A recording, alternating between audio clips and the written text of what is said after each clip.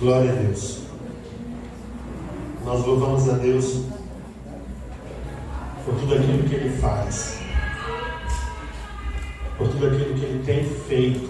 Aleluia. E com certeza por tudo aquilo que Ele vai continuar fazendo nas nossas vidas. Amém? Amém. Louvado seja o Senhor, que o Senhor já está trabalhando numa nova turma de gente que está chegando aí capacitado para pregar, para ministrar, para fazer tudo, e a gente vai ficar na retaguarda.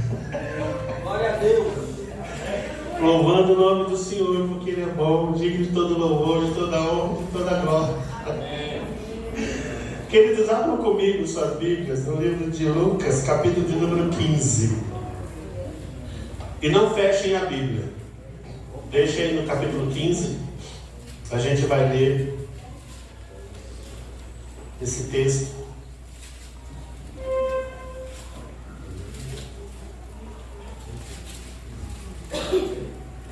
De imediato nós vamos ler apenas os versos 1 e 2. Por isso que eu pedi para você não fechar.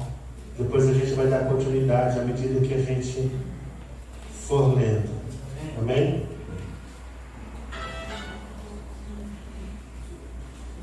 Todos acharam? Amém. Diz assim: aproximavam-se de Jesus todos os publicanos e pecadores para os ouvir. E murmuravam os fariseus e os escribas, dizendo: este recebe pecadores e come com eles. Vamos orar? Pai, esta é a tua palavra. E nós somos apenas canais do Senhor. Nós somos canais do teu Espírito nesta tarde.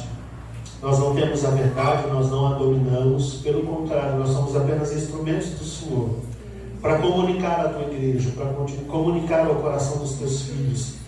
Que nesta tarde, Senhor, todo espírito de religiosidade seja quebrado, que seja removido o impedimento e os empecilhos dos ouvidos e das mentes, que seja tirado, Senhor Deus, todo o véu de sobre o coração e de sobre o entendimento, para que nós possamos ouvir a tua palavra com clareza e ela seja revelada aos nossos corações nessa noite. É o que eu te peço, em nome de Jesus. Amém.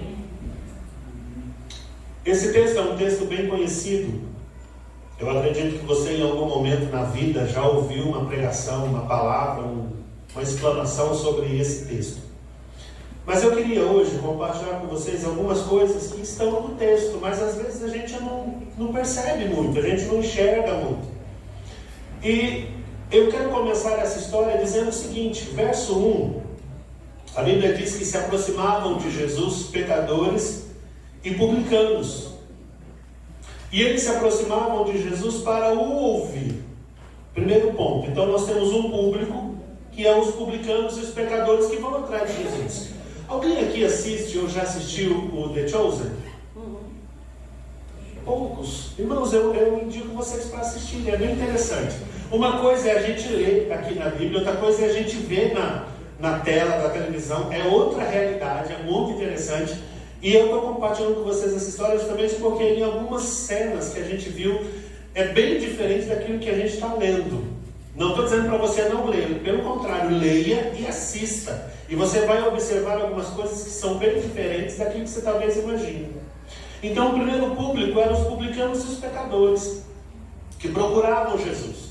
O segundo público eram os fariseus e os escribas. Verso 2 diz assim: e murmuravam os fariseus e os escribas, dizendo: este recebe pecadores e come com eles.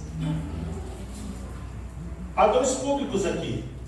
E quando você assiste o filme, por isso que eu estou falando para você ver, em muitos momentos Jesus está falando para as pessoas, que estavam ali reunidas, e em dados momentos os publicanos e os fariseus se aproximam de Jesus no meio do povo.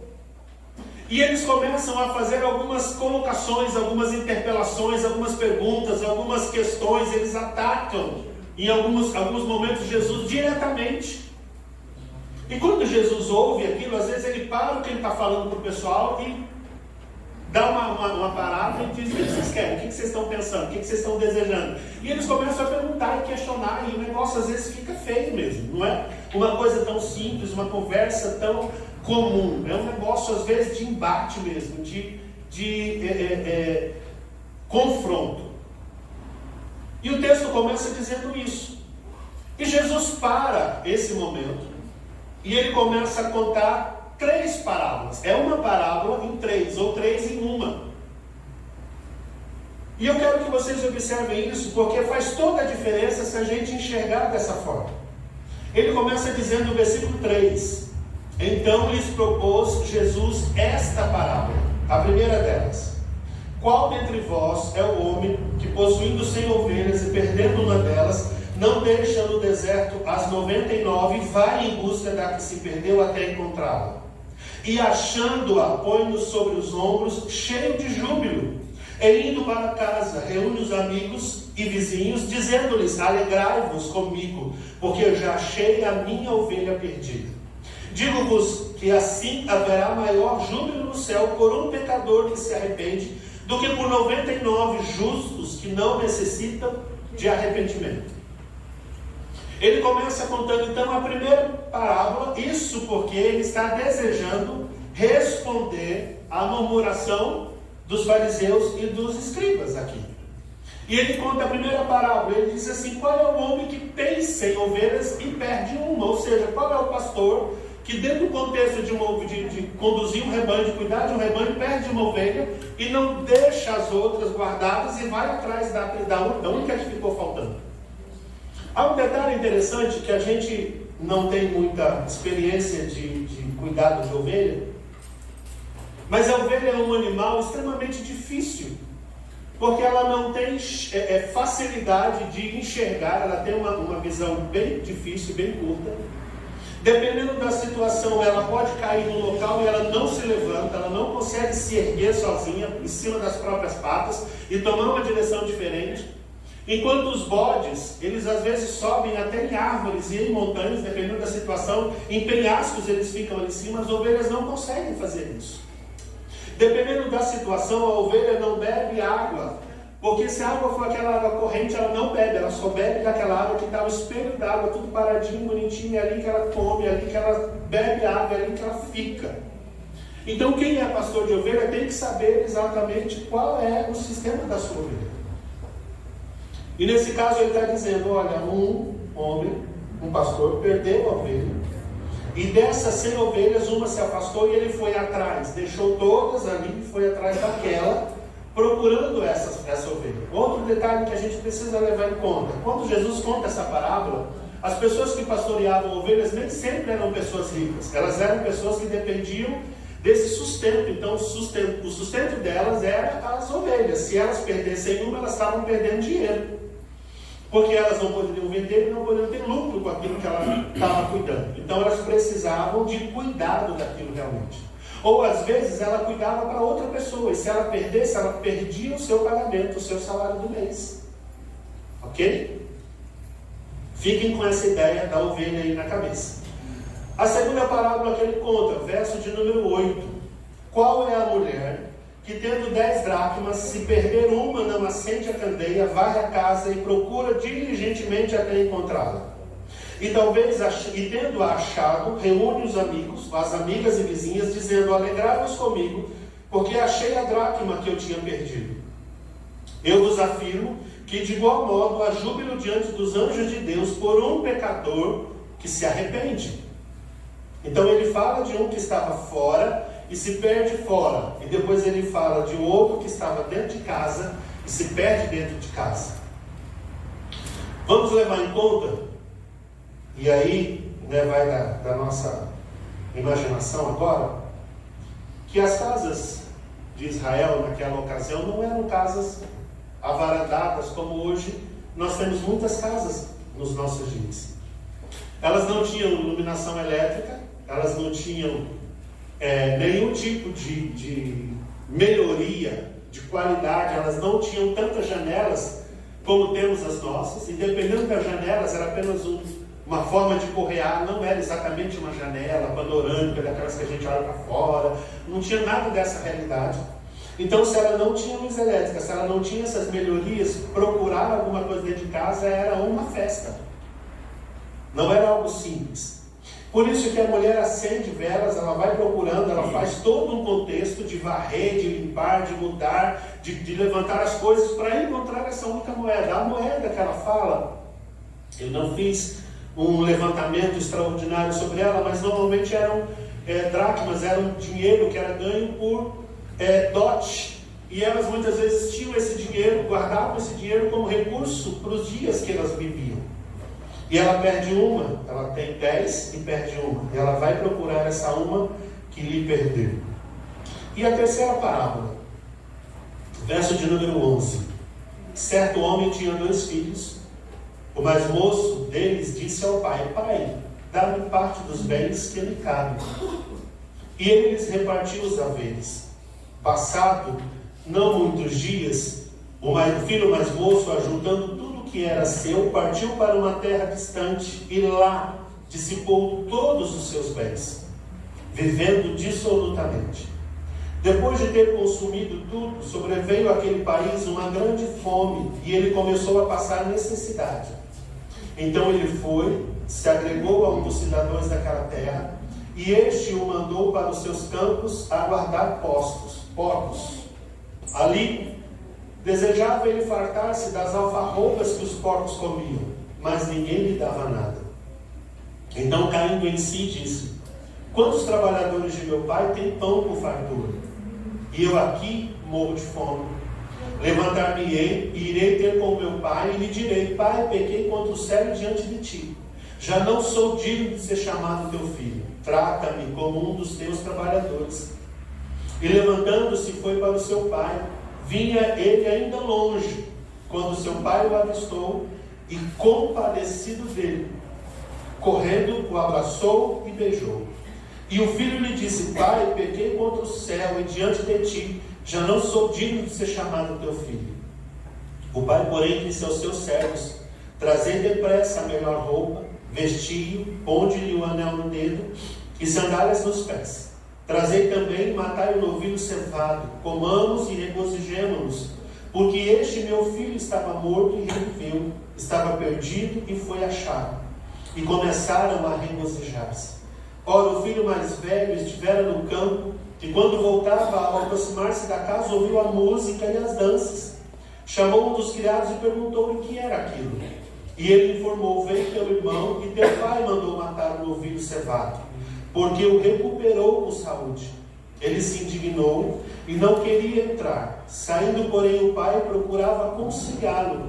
Mas ele respondeu a seu pai: Há tantos anos te sirvo, sem jamais transgredir uma ordem tua, e nunca me deste um cabrito, sequer para alegrar-me aos meus amigos.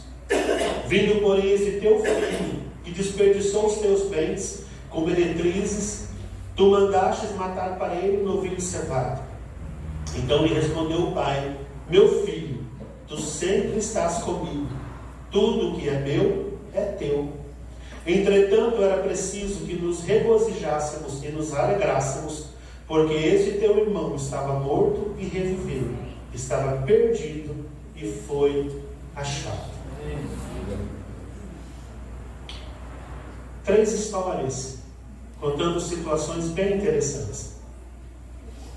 A primeira delas, que é a história da ovelha perdida, ela traz para nós uma situação importante.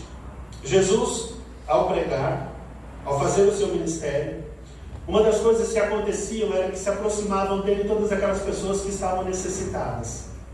Todo mundo que tinha fome, eles iam atrás de Jesus para ouvi-lo, e normalmente não eram os religiosos. Normalmente quem se aproximava de Jesus para ouvir a pregação dele eram os publicanos e os pecadores. Porque nesse contexto, Jesus parecia trazer para eles um assunto, uma conversa, uma ideia, uma realidade que era completamente diferente daquilo que os judeus ensinavam, que a religião judaica trazia para essas pessoas. Nós precisamos lembrar que publicanos eram normalmente judeus que se vendiam ou que se ofereciam para trabalhar como cobradores de impostos para o reinado de Roma. Então eles eram cobradores de impostos dos próprios irmãos contra os irmãos, porque eles estavam cobrando para Roma. Esses homens eram mal vistos, por quê? Porque eles eram vistos como ladrões até. Em certas situações, para os juros e para tudo que eles faziam, eles cobravam em situações várias, até muito mais do que era devido pelo fato dos juros, pelo fato dos atrasos, dependendo da situação, isso incluía muitas vezes propriedades e até a vida das pessoas. Por isso eles eram odiados, eles não eram apenas mal vistos, eles eram odiados pelos próprios judeus, porque irmãos que cobravam irmãos. Já os pecadores era a grande maioria das pessoas. Todo mundo que ouvia Jesus de alguma forma se sentia atraído por ele. De alguma forma se sentia desejoso de estar perto dele, porque aquilo que vinha de Jesus era muito bom de se ouvir. É de verdade que muitas vezes hoje nós vivemos uma realidade que nos falta esse amor de ver ou de ouvir a palavra do Senhor. Nós nos acomodamos com uma realidade que passa, que foge, mas que não nos sustenta a ponto de suprir a nossa necessidade como cristãos. E é exatamente nesse momento que a gente perde tudo aquilo que é valioso e importante para a nossa vida espiritual. Mas quando Jesus conta essas parábolas, quem eram os publicanos e os pecadores? A ovelha perdida. Eles eram os publicanos e os pecadores. Eles eram a representação dessa ovelha. E essa ovelha representava-os. Mas eles se perderam por quê? Porque não conseguiam ouvir aquilo que o Senhor tinha dito ou dizia para eles. Quando Jesus vem e começa a anunciar, eles resolvem se aproximar. É a hora que eles se aproximam. É a hora que eles chegam. E por que era pecadores? Porque todo mundo era pecador naquela ocasião. Quem não se sentia o pecador eram os religiosos, porque eram religiosos. Mas a grande maioria das pessoas desejava, tinha fome daquilo que o Senhor falava, daquilo que o Senhor anunciava. É interessante que dizer isso para vocês, eu estou lembrando de alguns fatos que eu vi dos filmes, e é interessante, de verdade, quando você ouvia sobre as coisas que Jesus falava, parecia que davam um desejo nas pessoas, elas corriam, elas andavam quilômetros, elas iam atrás. O momento em que Jesus faz a multiplicação do pão é tão interessante, porque eles estão no deserto e as pessoas vão chegando, e a Bíblia diz que é uma multidão que vai chegando ali que não tem tamanho, porque as pessoas tinham fome. Essas ovelhas perdidas eram aquelas que eram os pecadores, considerados, desprezados, abandonados, marginalizados. Deixa eu perguntar uma coisa para você hoje. Você enxerga ovelhas perdidas hoje? O seu coração consegue ver essas ovelhas perdidas? Consegue enxergá-las? Porque o bom pastor deixa as 100, as 99 e vai atrás de apenas uma. E esta uma é especial. Irmãos, não tem ninguém que seja melhor do que o outro. Não tem ninguém que tenha mais valor do que o outro. Nenhum de nós tem essa condição. E nenhum de nós chegaremos nessa condição. Mas Jesus, ao afirmar essa ovelha, ele aponta exatamente para os publicanos e pecadores. Ele estava ensinando aos fariseus e aos escribas. A segunda turma, ou a segunda parábola da dracma perdida, é alguém que é perdido em casa. A moeda representava os fariseus os fariseus e os escribas, que estavam na casa, mas estavam tão perdidos. E eles estavam perdidos não é porque alguma coisa aconteceu, não, eles estavam perdidos porque se conformaram demais com a religião. A religião era o top do top, era a realidade máxima da vida deles.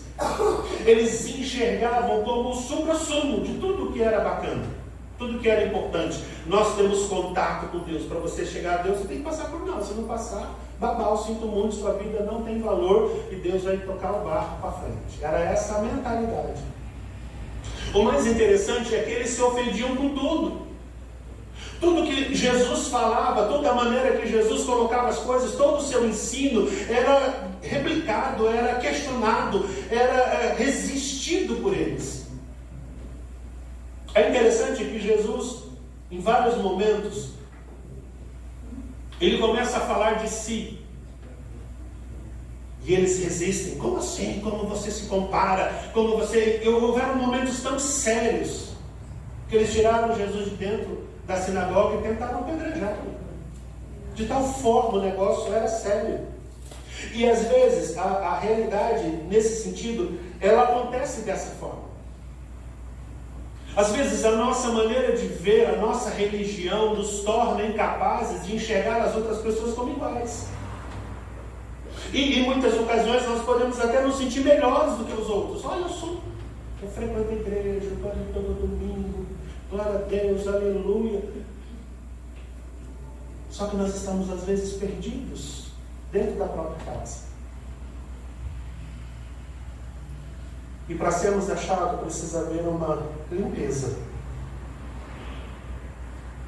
Precisa haver uma varrição, precisa haver uma mudança das coisas. Precisa haver uma renovação de tudo aquilo que a gente acredita, imagina, acha, pensa. E por fim, Jesus conta a terceira parábola que é a parábola do filho. Deixa eu só explicar uma coisa para vocês. A palavra filho pródigo que aparece na Bíblia aqui, não sei se no contexto da Bíblia de vocês aparece, o termo pródigo não tem nada a ver com a Bíblia. Isso é um texto que foi colocado como título, né? Para explicar.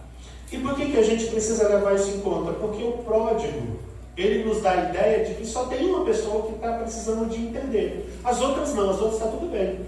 E não é verdade. Essa parábola é uma parábola de 2 filhos perdidos.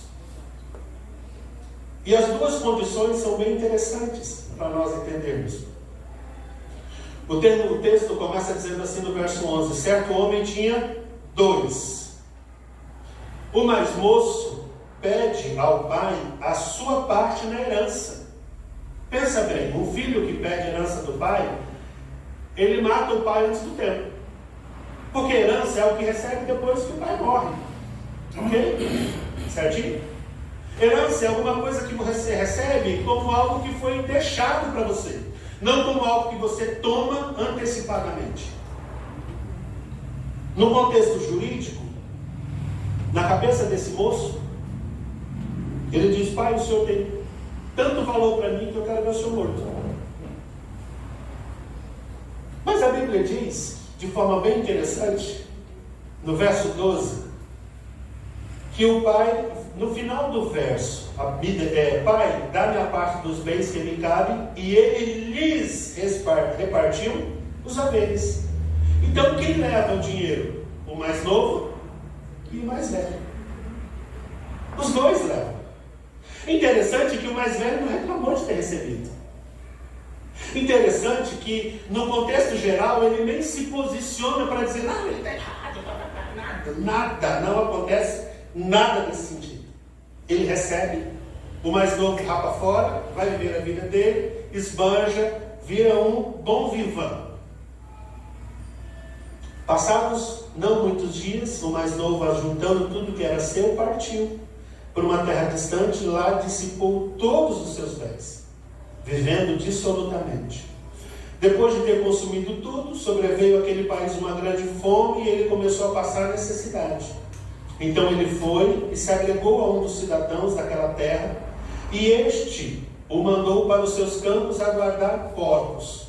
Por que o texto coloca porcos? Porque judeu tem horror a porco. A carne de porco é uma carne que judeu não come nem sob tortura. E nessa época específica, Jesus traz isso à baila de tal forma que ele coloca essa situação como se fosse porcos. Fica ofensivo para os judeus que estavam ouvindo, principalmente para os fariseus e para os escribas. Ali desejava ele fartar-se das alfarrobas que os porcos comiam, mas ninguém lhe dava nada. Então, caindo em si, disse: quantos trabalhadores do meu pai têm pão com fartura, e eu aqui morro de fome? Levantar-me-ei e irei ter com meu pai, e lhe direi: Pai, peguei contra o céu e diante de ti, não sou digno de ser chamado teu filho, trata-me como um dos teus trabalhadores. E levantando-se, foi para o pai. Essa terceira parábola, eu vou pontuar algumas coisas que são bem interessantes. Primeiro, a gente já fez o comentário do filho mais velho que recebe a sua herdade e não discute. Verso 18, enquanto ele está indo para casa, verso 18, verso 20, levantando-se foi para o seu pai. a Bíblia diz que enquanto ele estava vindo, ele estava no caminho ainda, o pai o avistou longe. E o texto diz assim: vinha ele ainda longe, quando seu pai o avistou. E compadecido dele, correndo, o abraçou e o beijou. Meu segundo ponto que eu quero compartilhar com vocês hoje é o fato de um homem idoso. Vamos pensar que este pai não era um velho caduco, porque ele correu, então se ele fosse muito velho, ele não teria essa habilidade. Mas ele era um homem idoso, então ele era um homem de posses, ele era um homem de condições. Uma pessoa idosa, nessa época, ele não corria. Primeiro, porque todo mundo sabe que roupa, né, o pessoal lá de Israel eram túnicas.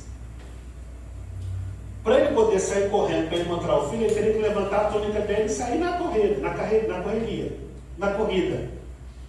Detalhe, ele vai atrás do filho quando o filho ainda está longe, ele não chegou no portão, ele não entrou na casa, ele não foi lá e bateu na porta. Ele estava longe. E detalhe, para esse pai fazer tudo isso, era uma demonstração de humilhação do pai, mas também de amor pelo filho. E vamos pensar que se esse filho estava numa condição de cuidar de porcos, ele cheirava bem? Vamos pensar que ele estava numa viagem, a gente não sabe quantos dias foram essa viagem, das condições que ele tinha lá. Se ele estava pobre e não tinha mais dinheiro, ele não tinha mais uma roupa bacana para vestir. Ele não estava desodorizado, perfumado, cabelo lavado, todo escovado, nada disso. Ele estava cheirando da viagem, ele estava fedendo a porco, provavelmente, e a roupa dele não era uma roupa das mais extraordinárias. Mas ainda assim a Bíblia diz que o pai vai lá, corre, abraça-o e beijam. Você já fez trabalho de rua? Com pessoas de rua? Quando você abraça uma pessoa de rua, o que acontece? Você deixa a pessoa cheirando igual você, mas também você fica cheirando igual ela. Ok? E foi exatamente o que esse pai fez.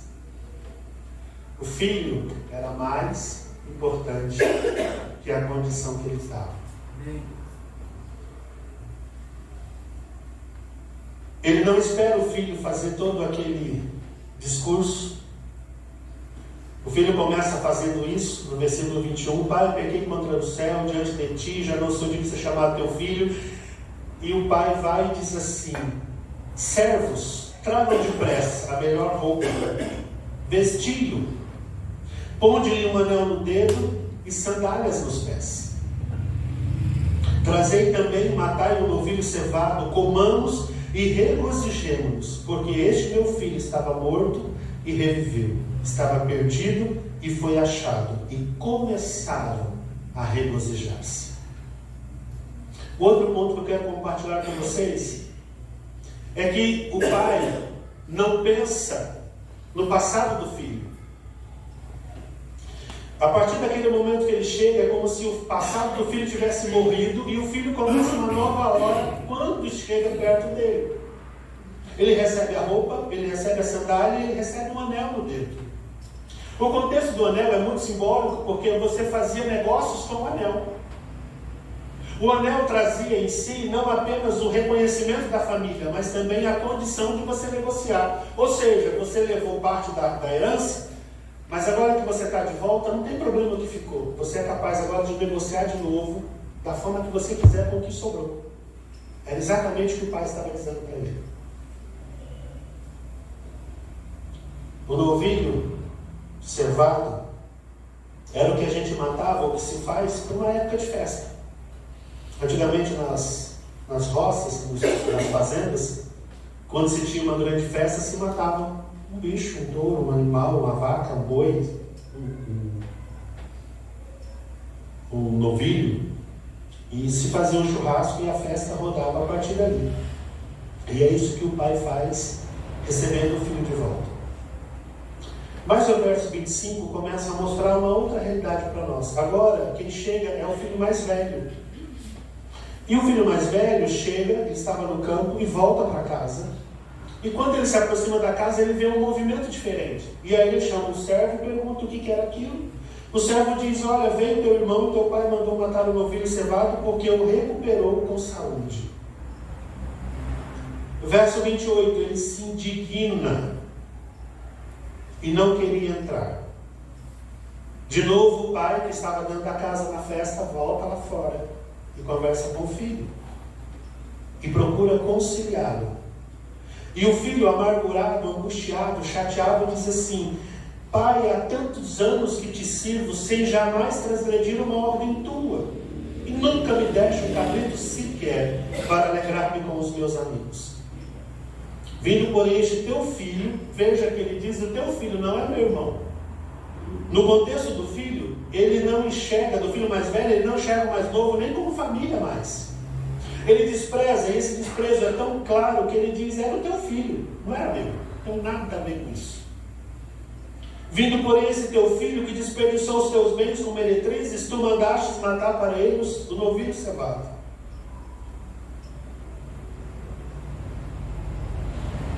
Então lhe respondeu o pai: meu filho, tu sempre estás comigo, tudo que é meu é teu.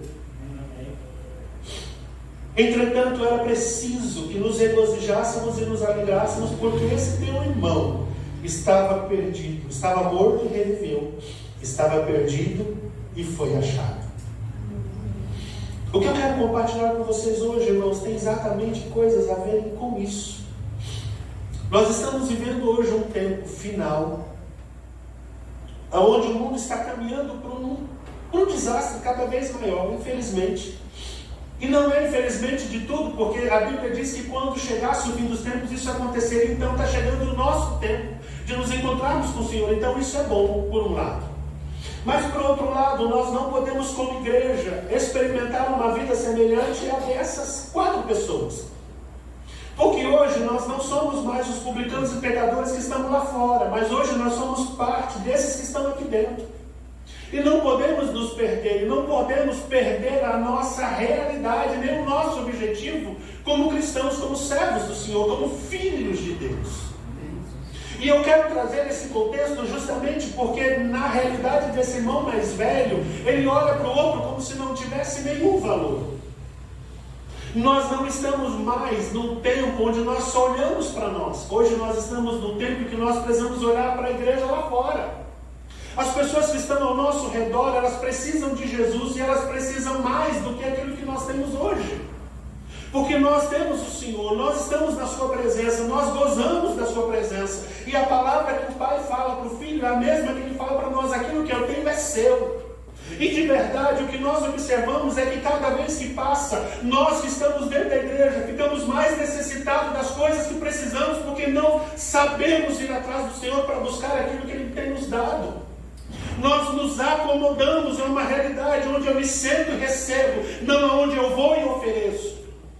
E o contexto que a Bíblia nos convoca é dizer assim para nós: e o que eu tenho é teu, comece a oferecer para os outros, porque aquilo que você precisa você já tem, já foi te dado. Você tem o poder do Senhor, você tem a presença do Senhor, você tem um filho, e o filho está dentro do seu coração, ele não está fora, ele não está nessa realidade, ele está dentro de você. Você tem um Espírito que pode te alegrar a cada manhã, você tem um Deus que ouve a sua oração a cada dia, a cada momento que você ora. Você pode chegar à presença dele a hora que você quiser, no dia que você quiser, e não há barreira, não há impedimento. A Bíblia diz que há uma porta aberta, há um caminho aberto para que você chegue para ele e busque aquilo que você tem necessidade.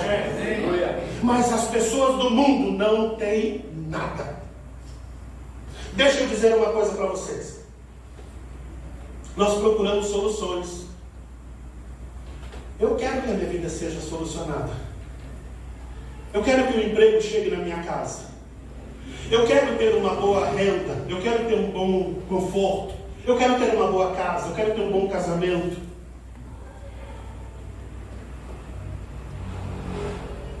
Eu quero ter saúde.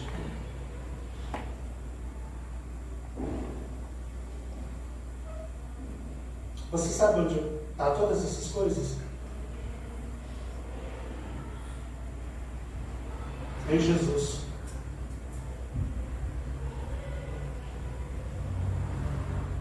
A Bíblia diz que quando Jesus sobe ao céu, quando Jesus sobe à cruz,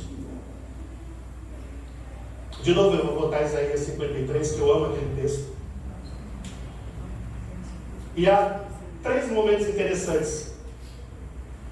Porque Isaías 53, no versículo 4, ele diz que o Senhor leva sobre si os nossos pecados e as nossas dores. Quando Jesus estava sobre a terra, andando, caminhando, como ser humano comum, ele chegava e curava todos que precisavam. Não havia uma pessoa que Jesus encontrou que não fosse curado.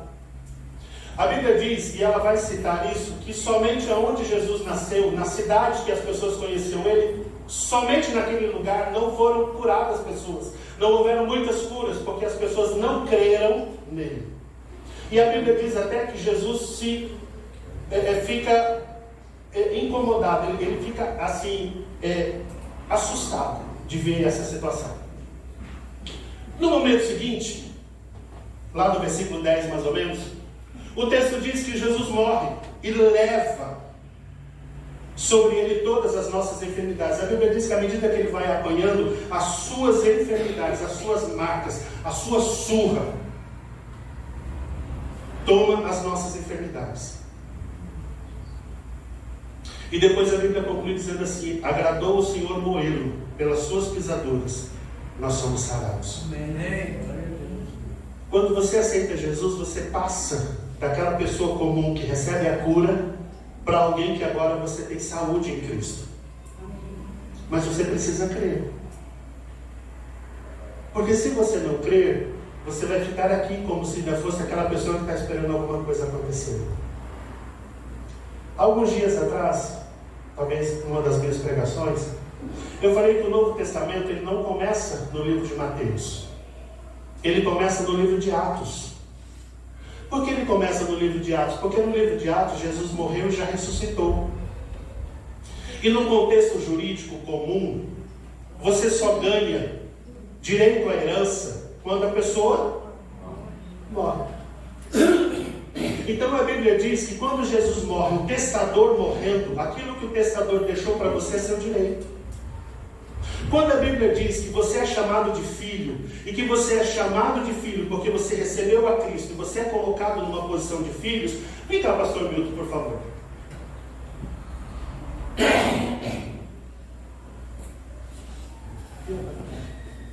Você não é adotado como filho numa realidade inferior. Você consegue entender? Se você foi adotado como filho de Deus, você é colocado numa mesma posição que aquilo que o Senhor ofereceu para Jesus. A vida nova que é dada em Cristo é essa. Jesus não ia morrer na cruz, sofrer todas as coisas que ele sofreu, viver a realidade que ele sofreu, para te oferecer uma vida inferior, irmão, pelo amor de Deus.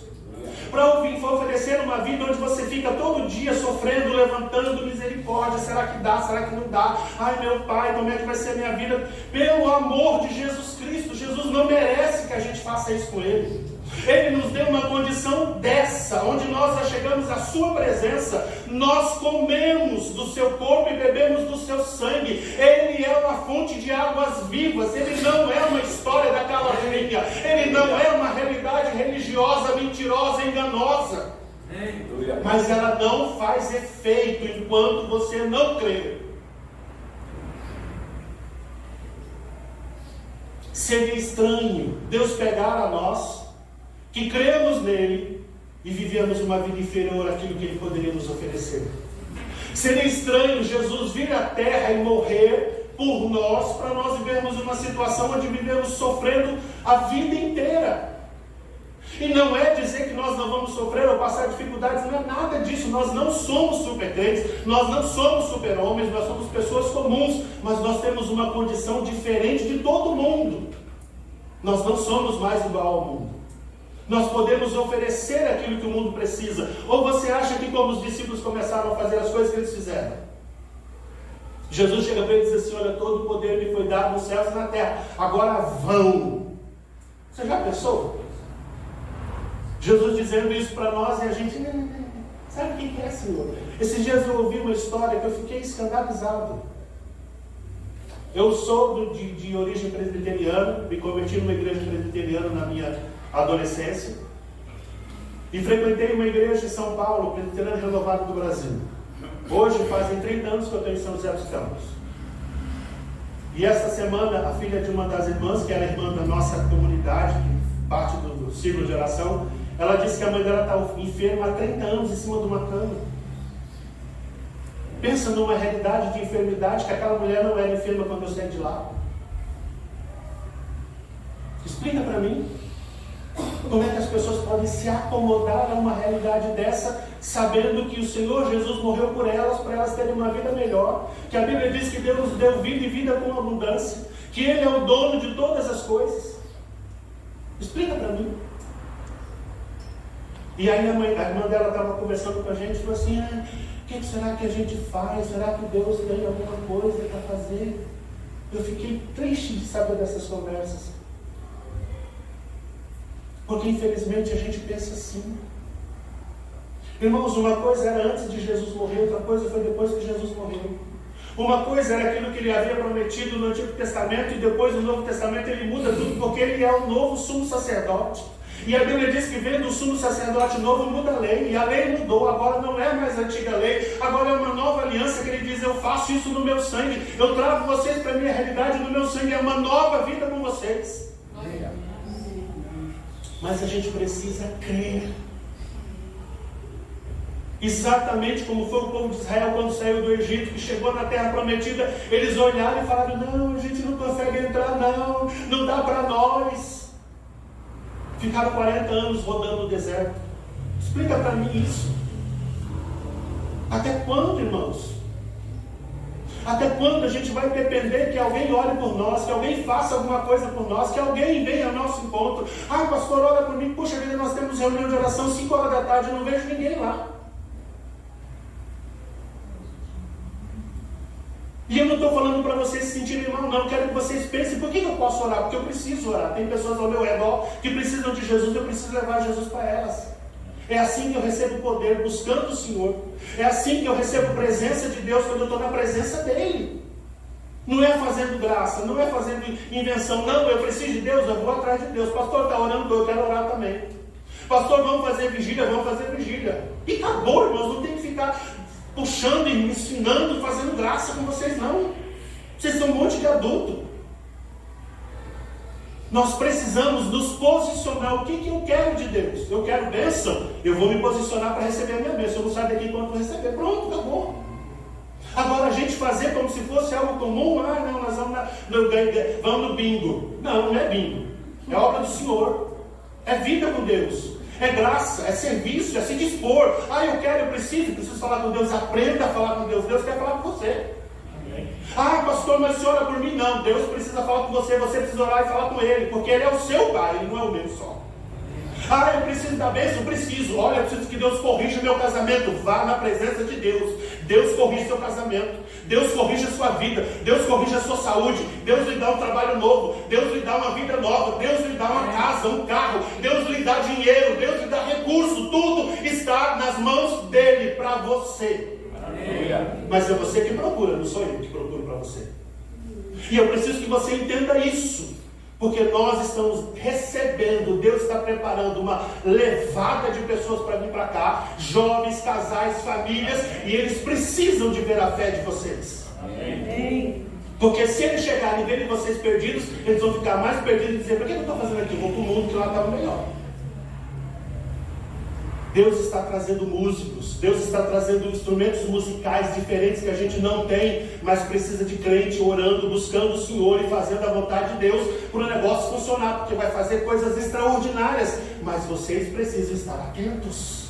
A vinda do Senhor está próxima. E é preparado que vai. Você pode ter a candeia, você pode ter a lamparina, você pode ter até o reservatório da lamparina, mas se estiver vazio, não vai fazer muita diferença, não. Amém? Amém. Não adianta eu dizer: eu caso com você e não dou conta de você. Não adianta. Se eu casei com você, eu preciso amar você. E não importa quantos erros você tem, quantos problemas você tem, quantas dificuldades você tem. Eu preciso te amar, e eu preciso amar o outro com todas as dificuldades dele também. A casa vai ficar em pé se nós dois trabalharmos juntos. Se for só um, não dá certo. Ah, alguém tem que me ajudar. Estou te ajudando. Veja Jesus. Vá até Jesus. Corra até ele. Demorou se você ainda não foi. Nós precisamos tomar um posicionamento. Nós não somos crianças. Não estamos aqui brincando. Amém? Amém.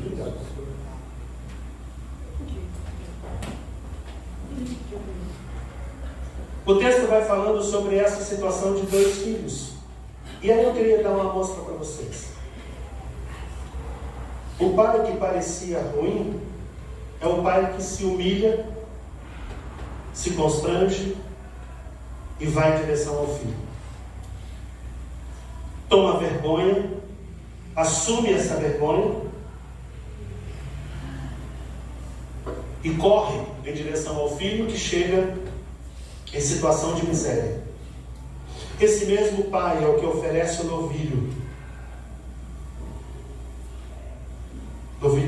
gordo, cevado, como diz a turma. Ele é um novilho preparado para ser oferecido,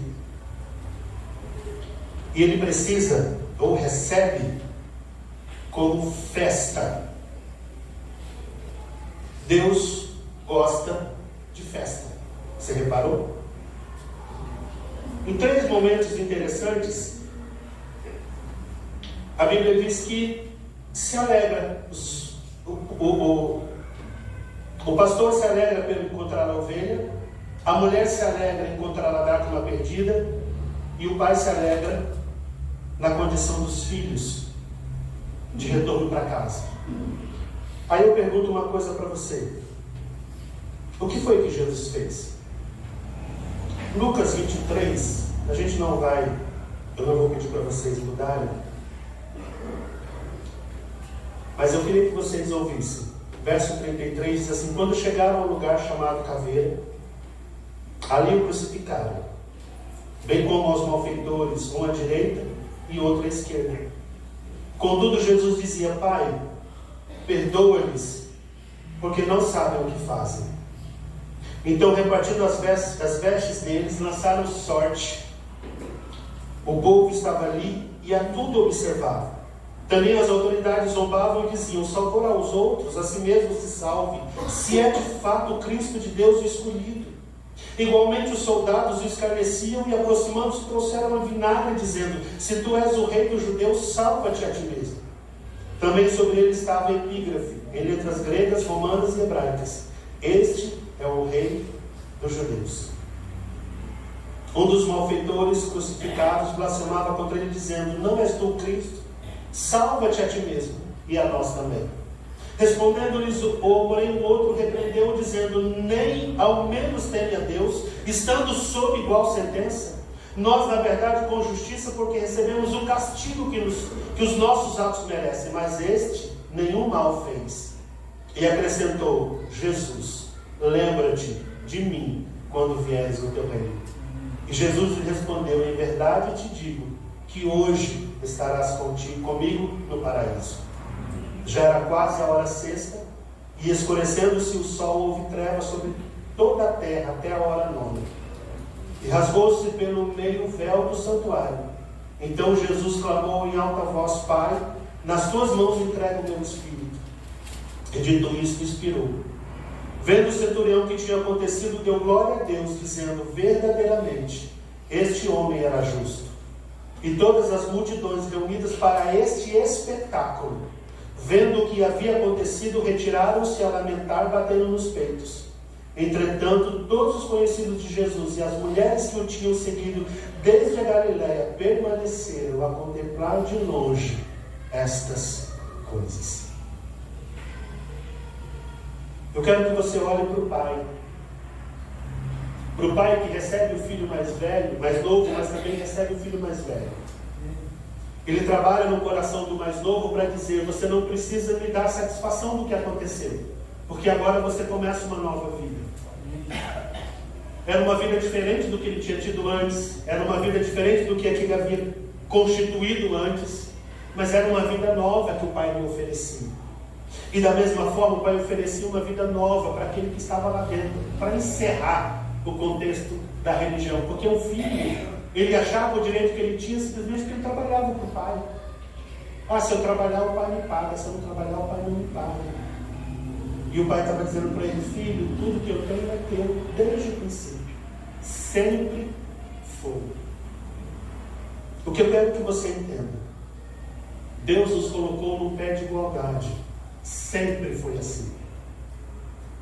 Romanos 3:23 diz que Jesus, a Bíblia diz que nós somos pecadores e todos se extraviaram. Ninguém é livre de pecar. Ninguém, nenhum ser humano na face da terra está livre do pecado. Tanto judeus quanto gregos, tanto romanos quanto gentios de qualquer natureza. Todos pecaram e destituídos foram da glória de Deus. E a Bíblia diz que Jesus morre por todos os seres humanos, porque nenhum tinha condição de salvar-se a si mesmo. Jesus não morre só para nós, só por minha causa, nem só por sua causa.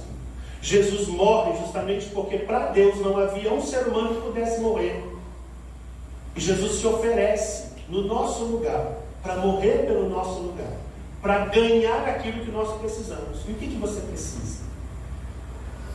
Ah, papai, eu preciso de uma vida nova. Deus tem para você, e ela está em Jesus Cristo.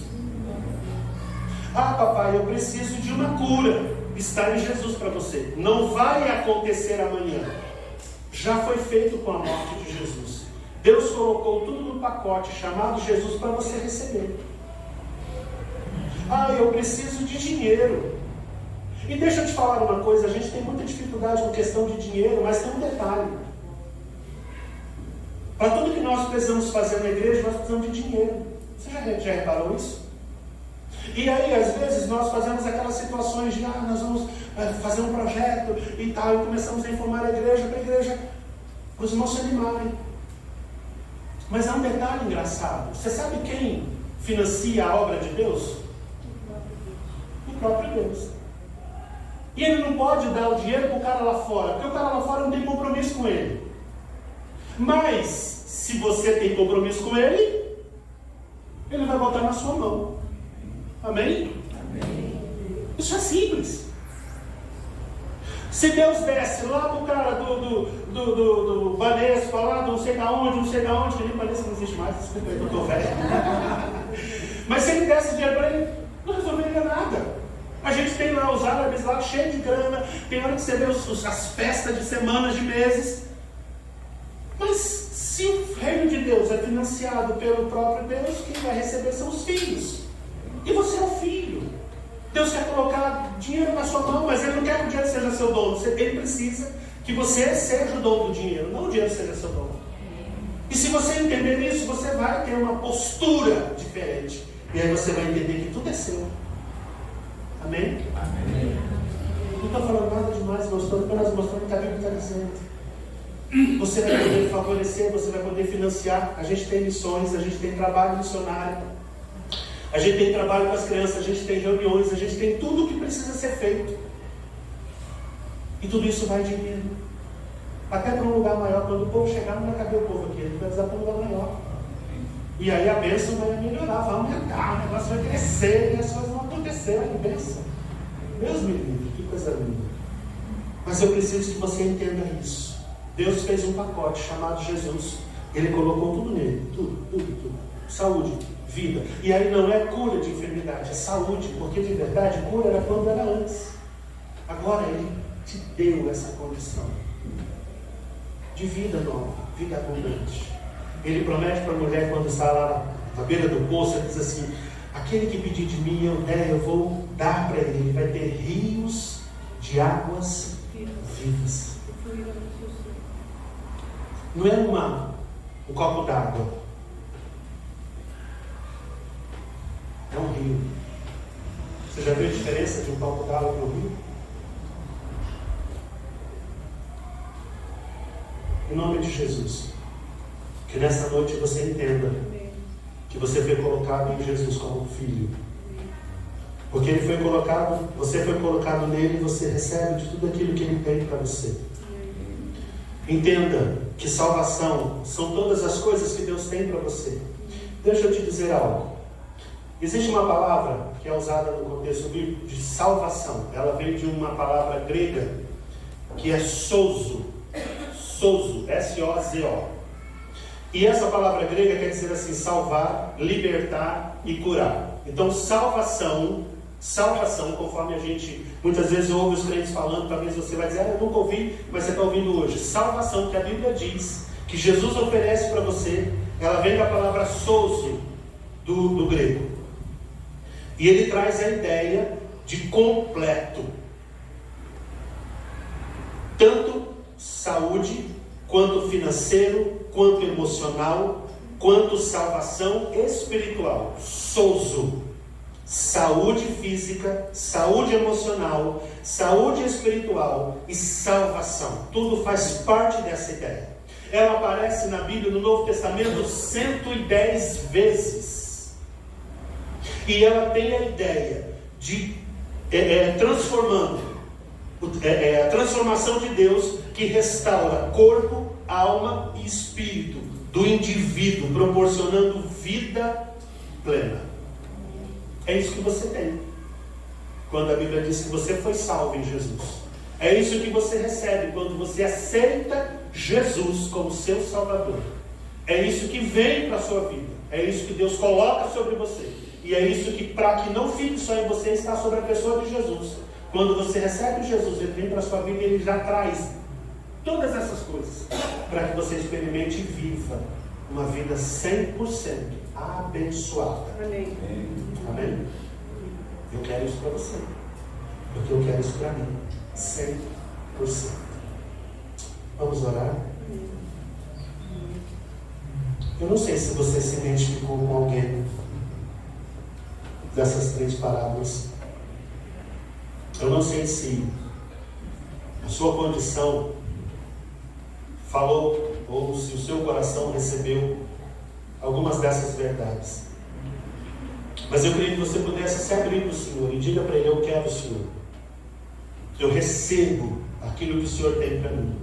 Eu recebo a tua plenitude, eu recebo a tua salvação, eu recebo, Deus, saúde financeira, eu recebo saúde física e emocional, eu recebo uma nova vida nos meus relacionamentos, na minha casa, na minha família, eu recebo as tuas bênçãos de uma situação financeira melhor, estável, de vidas e de pessoas indo no meu comércio, na minha empresa, de pessoas me oferecendo bons negócios, realidades boas, ou onde eu ofereça bons negócios para as outras pessoas. Senhor, eu recebo do Senhor a capacidade de entender a tua palavra e de correr atrás do Senhor e de fazer cumprir a tua palavra em mim, porque eu quero receber do Senhor aquilo que o Senhor tem reservado para a minha vida. Deus, nós oramos nessa noite sobre a vida do teu povo. E eu quero profetizar sobre a vida da tua igreja, porque de verdade, Senhor, nós temos uma cidade para tomar conta, a cidade de São José dos Campos. Pai, nós não queremos sobre a nossa cidade nenhum tipo, Senhor, de suicídio como tem acontecido nos últimos dias. Esse mês de setembro é um mês, Senhor, que se fala sobre aquela situação de prevenção a suicídios, mas nós já tivemos suicídios no começo desse mês e nós não queremos que isso continue acontecendo sobre a nossa cidade. Nós queremos abençoar a nossa cidade, Senhor, porque a tua palavra diz que em ti há um espírito de vida. Então, em nome de Jesus, que a nossa cidade seja alcançada pelo teu mover, Senhor, de vida e vida com abundância, que as pessoas ouçam do Senhor, que as pessoas tenham desejo de oferecer as suas vidas a ti e mudar de circunstância, em vez de se suicidar, elas recebam do Senhor e morram para a velha vida e comecem uma vida inteiramente nova em ti. Amém. Quebra, Senhor Deus, os fluxos, quebra essa necessidade de drogas, quebra essa necessidade, Senhor Deus, de usufruir de bebidas alcoólicas, quebra, Senhor, essas situações, Senhor, que vem sobre a nossa cidade de violência, de morte. Senhor, em nome de Jesus, seja removido todo esse espírito de morte que tem vindo sobre a nossa cidade. Nós cancelamos isso. Nós cancelamos essas situações, ó Deus, onde jovens se oferecem para a morte e cada dia mais esses jovens estão sendo engolidos por essa realidade. Nós repreendemos e botamos um basta nisso. Que esse povo, Senhor, em vez de correr para a morte, eles corram para Ti. Eles ouçam a Tua palavra, aquela palavra que foi anunciada, que foi dita, que foi falada, que em algum momento eles receberam do Senhor, ó Pai, eles possam ouvir e vir em direção ao Senhor e receber de Ti vida, vida transformada, vida nova, vida abundante. E abandonem uma vida, Senhor Deus, completamente desregrada, que seja gerada na nossa cidade, Senhor Deus, vida do céu, em nome de Jesus. Amém. Que as pessoas possam ouvir, que elas desejem o Senhor e que elas venham para a Tua casa. E com certeza, Senhor Deus, nós precisaremos estender as nossas cabanas, Senhor, as nossas tendas, fazer crescer, ó Deus, o nosso lugar. Mas nós queremos que o Senhor traga, porque nós queremos que elas ouçam de Ti, que elas aprendam de Ti e que elas vivam na Tua presença, em nome de Jesus. Quebra, Senhor, essa realidade de julgo, essa realidade, Senhor Deus, de religiosidade, e gera em nosso coração a confiança de que o Senhor é um Deus vivo e verdadeiro, não é um Deus morto. O Senhor não está pregado, o Senhor não é, ó Pai, uma imagem de escultura. O Senhor é um Deus vivo, que se relaciona conosco, que fala conosco, que vem ao nosso encontro, que nos abraça, que nos recebe, que nos consola, que nos alegra, que o Senhor enche o nosso coração de alegria e que isso seja experimentado pela Tua igreja. Não por alguns, não por outros, mas por todos, como um corpo vivo, santo e saudável diante de Ti. Seja assim nesta noite, Pai. Nos abençoa para a glória do Senhor. Nós te pedimos isso e te agradecemos em nome de Jesus. Amém.